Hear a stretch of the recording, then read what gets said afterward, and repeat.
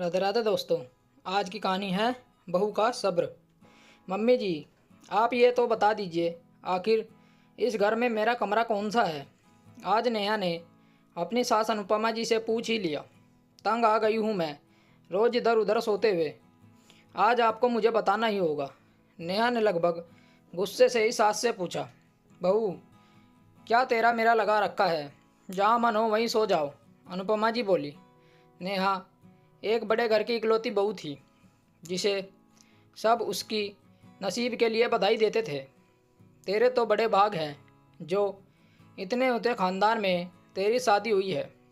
नेहा के ससुराल में 2 ननद, देवर, चाची सास, चाचा ससुर और उसके खुद के सास ससुर और उसका पति राकेश। अब इतने सारे जने हैं तो घर भी बड़ा ही होगा। हाँ भाई, बड़ा ही है। शादी के कुछ दिनों बाद ही नेहा अपने पति के साथ शहर चली गई थी।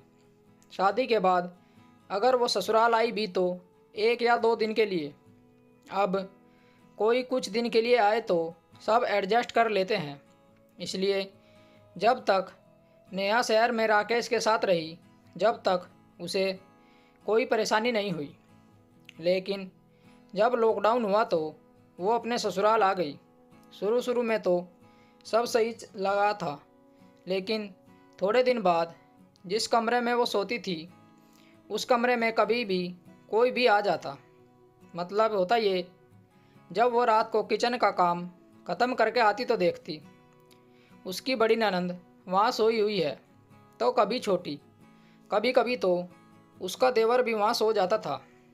घर का माहौल ना बिगड़े इसलिए राकेश भी किसी से कुछ नहीं कहता और चुपचाप आंगन या छत पर सो जाता। बेचारी नेहा कभी सास के पास, कभी चाची सास के पास सोती, और ये हर दूसरे दिन का हो गया था। अलग अलग जगह सोने के कारण नेहा की नींद भी पूरी नहीं होती, जिस वजह से पूरे दिन उसे चिड़चिड़ाहट होती रहती। रोज़ रोज़ इस बात से वो परेशान हो चुकी थी और इसी बात को लेकर दोनों पति पत्नी में झगड़ा भी होने लगा था। लेकिन दोनों ही कुछ नहीं कर सकते थे, चुप ही रहते थे। लेकिन कब तक?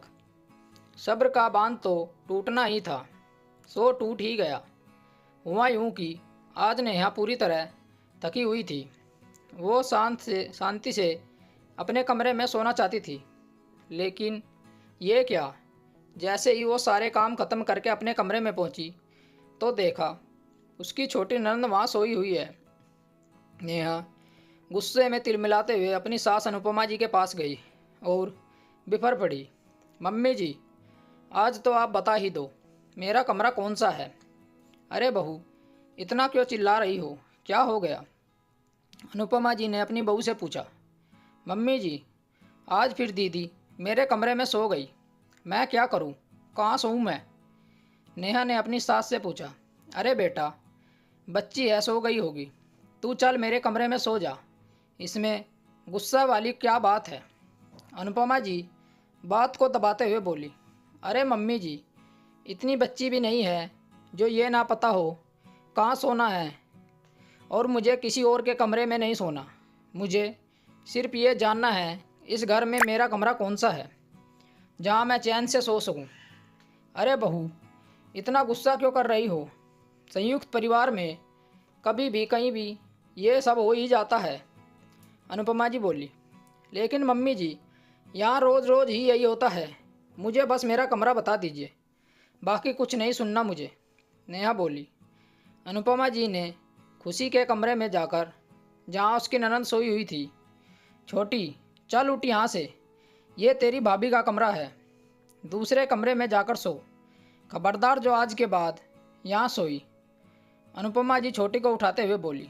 बहू रानी, आज से यही तुम्हारा कमरा है, कोई नहीं सोएगा आज के बाद तुम्हारे कमरे में। अनुपमा जी खुशी से बोली। धन्यवाद मम्मी जी, नेहा ने कहा। दोस्तों, जब तक हम किसी से कुछ नहीं कहते तब तक सामने वाले को हमारी परेशानी दिखती ही नहीं है। स्टोरी को लेकर आपकी क्या राय है, नीचे कमेंट करके हमें बताएं। ऐसी ही और बेहतरीन कहानियाँ सुनने के लिए हमारे चैनल रोचक कहानी वॉइस को ज़रूर सब्सक्राइब करें। मिलते हैं आपसे एक और नई कहानी के साथ। तब तक जुड़े रहिए हमारे चैनल के साथ। कहानी सुनने के लिए आप लोगों का बहुत बहुत धन्यवाद। राम राम दोस्तों।